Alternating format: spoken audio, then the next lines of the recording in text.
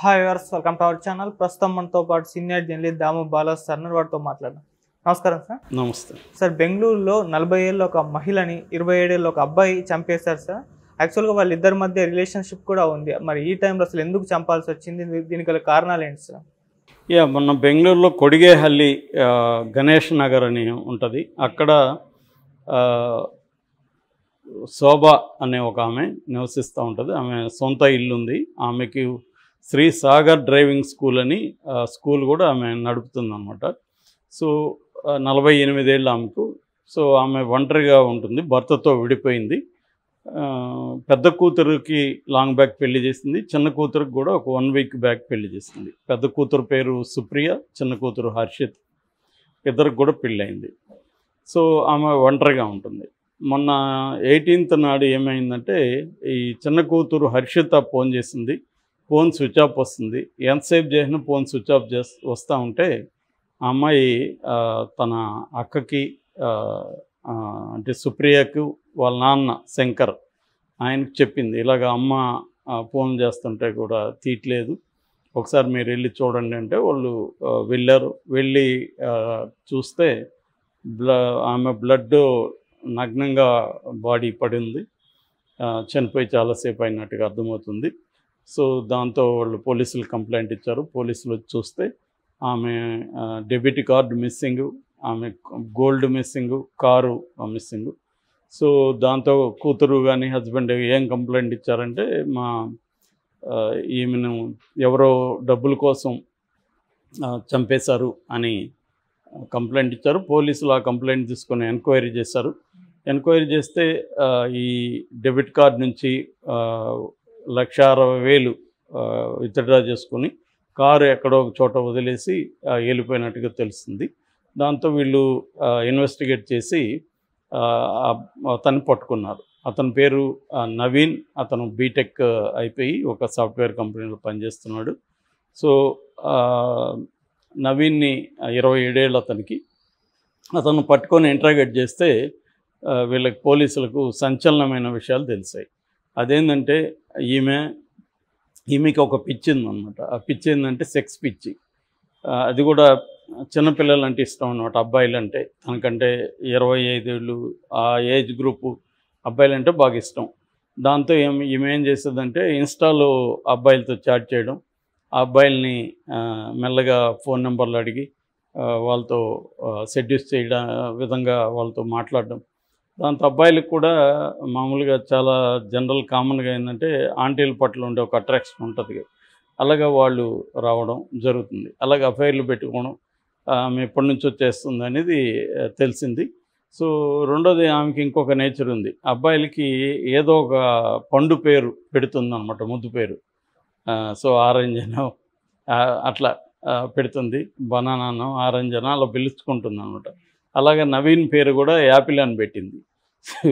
So Apple అని పెట్టింది. రెండోది, నవీన్కి ఈమెకి ఉండే ఒక ఈ సెక్స్ పిచ్ ఉంది కదా, దాన్ని తట్టుకోలేకపోయాడు నవీన్ కూడా. అంటే ఆమెకి పదే పదే కావాలి. ఒకసారి అవగానే మళ్ళీ ఎక్కువ గ్యాప్ లేకుండానే రెండోసారి అడిగేది. అలాగే ఇతనికి కష్టమైపోయి ఇది ఏంద్రా బాబు అన్నట్టుగా అయిపోయింది అతనికి. అయిపోయి అతను విత్డ్రా అవ్వాలనుకుంటే ఈమె బ్లాక్మెయిల్ చేయడం మొదలుపెట్టింది. నీ వీడియోలు ఫోటోలు ఉన్నాయి, మీ ఆఫీసులో నేను ఇది చేస్తాను, మీ ఆఫీస్కి కూడా వస్తాను నేను అని చెప్పి బెదిరించింది. అట్లాగే నువ్వు ఎవరిని పెళ్లి చేసుకున్నా కూడా నేను వదలను, నీ పెళ్ళిలో వచ్చి నేను గోల చేస్తాను అని బెదిరించడం మొదలుపెట్టింది. దాంతో అతను ఇంకా తప్పదన్నట్టుగా ఈమె దగ్గరికి రావడం కంటిన్యూ చేస్తున్నాడు. అలాగా 18th రోజు ఏం జరిగిందంటే, ఇట్లాగే ఫస్ట్ టైం అయింది, సెకండ్ టైం ఆమె మళ్ళీ అడుగుతుంది, నా వల్ల కాదంటే కూడా వదలట్లేదు. దాంతో ఆర్గ్యుమెంట్లు జరిగాయి ఇద్దరి మధ్య కోపంగా. ఆ కోపంలోంచి ఇతను గొంతు పిసికేసి చంపేశాడు. సో అంటే ఇతను ఏదో ప్లాన్ చేసుకొని చంపాలని కాదు, ఆమె మీద ఆల్రెడీ కోపం ఉంది, ఫ్రస్ట్రేషన్ ఉంది, నా లైఫ్ని రూయిన్ చేసింది, బ్లాక్మెయిల్ చేస్తుంది అన్న ఒక కోపం ఉంది. ఆ ఫ్రస్ట్రేషన్ నుంచి, ఆ గొడవల్లో నుంచి గొంతు గట్టిగా అదిమేసి పిసికేశాడు. ఆమె చనిపోయింది. చనిపోయిన తర్వాత ఆ గొడవల్లో గోడకేసి కూడా కొట్టాడు. అక్కడ బ్లడ్ కూడా కారింది అనమాట. సో అలాగా చంపేసిన తర్వాత అబ్బాయి ఇదేదో దొంగతనం అన్నట్టుగా చేసేద్దాం అని అప్పుడు ఐడియా వచ్చింది. సో గోల్డ్ తీసుకొని కార్ తీసుకొని డెబిట్ కార్డ్ తీసుకొని పారిపోయాడు. ఇది బేసిక్గా జరిగిందన్నమాట. దీంతో పోలీసులు షాక్ అయ్యారు. అయితే ఇదంతా కూడా మనకు నేను చాలాసార్లు చెప్పినట్టుగా ఒక వెర్షన్, పోలీసు వెర్షన్ మాత్రం మనం చెప్పుకుంటున్నాం. ఇందులో మనం ఎందుకంటే ఆమె చనిపోయింది కాబట్టి ఆమె వెర్షన్ చెప్పే పరిస్థితి లేదు. ఆమె వెర్షన్ అమ్మాయిలకు కూడా, కూతుర్లకు కూడా తెలియదని చెప్తున్నారు. సో ఈ విషయాలు ఇవి కూతుర్లకు కూడా తెలియదని, కాబట్టి వాళ్ళ వైపు నుంచి కూడా మనకు తెలిసే అవకాశం లేదు. ఇది నవీన్ చెప్పిన స్టోరీ. పోలీసులు మిగతా ఆమె ఇన్స్టాగ్రామ్లో అవన్నీ చూడడం, కొంతమంది ఇతర అబ్బాయిలతో కూడా మాట్లాడారని చెప్తున్నారు. వాళ్ళు కూడా ఈ నవీన్ చెప్పిన దాన్నే వాళ్ళు కూడా చెప్పారు. సో కన్ఫర్మ్ చేశారు. సో ఆ రకంగా ఈమెకు కొంత మెడికల్గా, మెంటల్గా ఇష్యూస్ ఉన్నాయి అనేది చెప్తున్నారు. మామూలుగా దీన్ని సైకాలజీలో ఏంటంటే, ఒకప్పుడు దీన్ని ఏమని పిలిచారు అంటే, స్త్రీలలో అధికంగా ఈ సెక్సువల్ డిజైర్స్ ఉన్నది కొత్త ఏం కాదు. ఇది మనకి 19th century నుంచి కూడా సైకాలజీలో నమోదైన విషయం అన్నమాట. అంతకు ముందు నుంచి కూడా ఉంది, కానీ సైకాలజీ స్టడీస్లో 19th century నుంచి కూడా ఈ విషయాన్ని చర్చించారు. బేసిక్గా దీన్ని అప్పట్లో నింపోమానియా అని పిలిచేవాళ్ళు. నింపోమానియా అంటే మహిళల్లో సెక్స్ ఎక్కువ, కోరికలు ఎక్కువ ఉండడం, వాళ్ళు ఎక్కువగా దాన్ని ఆలోచించడం, సెక్సువల్ ఫాంటసీస్ ఎక్కువగా ఉండడం, దానివల్ల వచ్చే డిప్రెషను, యాంగ్జైటీ అట్లాంటివి ఉండడం, ఇవన్నీ ఆ లక్షణాలు అనమాట. దాన్ని నింపోమానియా అని ఒకప్పుడు పిలిచేవాళ్ళు. దాని తర్వాత ఇవాళ అంటే ఫెమినిజం ఇదంతా వచ్చినాక, అంటే సెక్సువల్ డిజైర్స్ మహిళల్లోనే కాదు కదా, మగవాళ్ళల్లో కూడా ఎక్కువ ఉంటాయి. మహిళలకు మాత్రమే సపరేట్ పేరు పెట్టి వాళ్ళని అవమానించినట్టుగా ఉంది కాబట్టి దీన్ని అది మార్చాలని చెప్పి డిమాండ్స్ వచ్చాయి. దాని తర్వాత ప్రజెంట్ డే సైకాలజీలో దీన్ని హైపర్ సెక్సువాలిటీ అని, లేకపోతే కంపల్సివ్ సెక్సువల్ బిహేవియర్ అని, సెక్స్ అడిక్షన్ అని ఇలాగా పేర్లతో పిలుస్తున్నారు. సో ఇదొక కొన్ని సైకలాజికల్ అసోసియేషన్స్ దీన్ని మెంటల్ డిజార్డర్గా చెప్తున్నాయి, కొన్ని ఏమో చెప్పట్లేదు. సో ఏదేమైనా ఇది ఒక మెంటల్ డిజార్డర్గానే మనం చెప్పుకోవచ్చు, ఈ హైపర్ సెక్సువల్ డిజార్డర్. సో ఇది ఈమెలో ఉన్నట్టుగా మనకు అర్థమవుతుంది. రెండవది, తనకంటే బాగా తక్కువ ఏజ్ ఉన్న వాళ్ళని కొంతమంది స్త్రీలు లైక్ చేస్తారు, అబ్బాయిల్ని. ఎందుకంటే ఇలాంటి వాళ్ళు ఉన్నప్పుడు వాళ్ళ డిజైర్స్ని, ఈ అబ్బాయిలు అయితే యవ్వనంతో ఉంటారు, యాక్టివ్గా ఉంటారు. సో ఫుల్ఫిల్ చేయాలంటే కూడా యంగ్ గైస్ కావాలి. అట్లాగే యంగ్ గైస్కి కూడా చాలామందికి ఈ ఏజ్ గ్రూప్ వాళ్ళు అంటే నచ్చుతారు. మనకి ఆంటీల మీద చాలా సినిమాలు, లిటరేచర్ కూడా ఉంది. దీనికి మళ్ళీ సైకాలజీ ఫ్రాయిడియన్ థియరీ ఏం చెప్తుందంటే, ఈడిపస్ కాంప్లెక్స్ చెప్తుంది. అంటే మగపిల్లలకి తల్లుల పట్ల ఉండే ఒక అట్రాక్షన్ కావచ్చు, చిన్నప్పుడు తల్లితో ఉన్న అటాచ్మెంట్ కావచ్చు. అందుకని తల్లి లక్షణాలు ఉన్న స్త్రీలను వీళ్ళు పెద్దోళ్ళైనా కూడా లైక్ చేయడం, ఆ ఏజ్ గ్రూప్ వాళ్ళని లైక్ చేయడం అనేదాన్ని ఫ్రాయిడియన్ సైకాలజీ చెప్తుంది.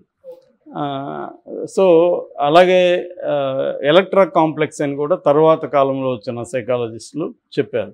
అంటే అమ్మాయిలకి నాన్న వైపు ఆ కైండ్ ఆఫ్ ఏజ్, ఫాదర్లీ మనుషులు నచ్చడం, అంటే చాలామంది యంగ్ అమ్మాయిలకి పెద్దవాళ్ళు అంకుల్స్ నచ్చడం. ఎందుకంటే దాని ఒక ఫాదర్లీ ఫిగర్ ఉంటారు. చాలామంది అమ్మాయిలకి చిన్నప్పుడు ఫాదర్ నుంచి లభించాల్సిన ప్రేమాభిమానాలు లభించకపోవడం, ప్రొటెక్షన్ లభించకపోవడం, ఒక ఇంటిమసీ లేకపోవడం, అండ్ అలాంటి అమ్మాయిలకి ఇంకా ఎక్కువగా పెద్ద అయినాక అటువంటి ఒక ఫాదర్లీ ఫిగర్ నుంచి వాళ్ళు ఒక ఇంటిమసీని కోరుకుంటారు.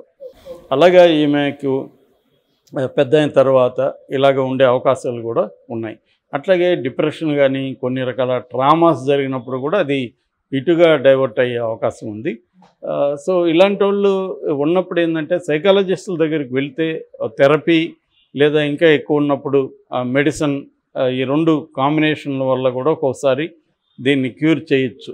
అంటే సైకాలజిస్టుల దగ్గరికి వెళ్ళి రెగ్యులర్గా థెరపీ తీసుకొని చేస్తే వీళ్ళు తమ ఇటువంటి ఒక ఎక్స్ట్రీమ్ ఉన్నది. ఎందుకంటే అది ఎక్స్ట్రీమ్ ఉంటే వాళ్ళకు కూడా ఇబ్బంది. అది ఆ ఎక్స్ట్రీమ్ డిజైర్ ఉన్నప్పుడు అది ఫుల్ఫిల్ కావడానికి అంత ఈజీ కాదు.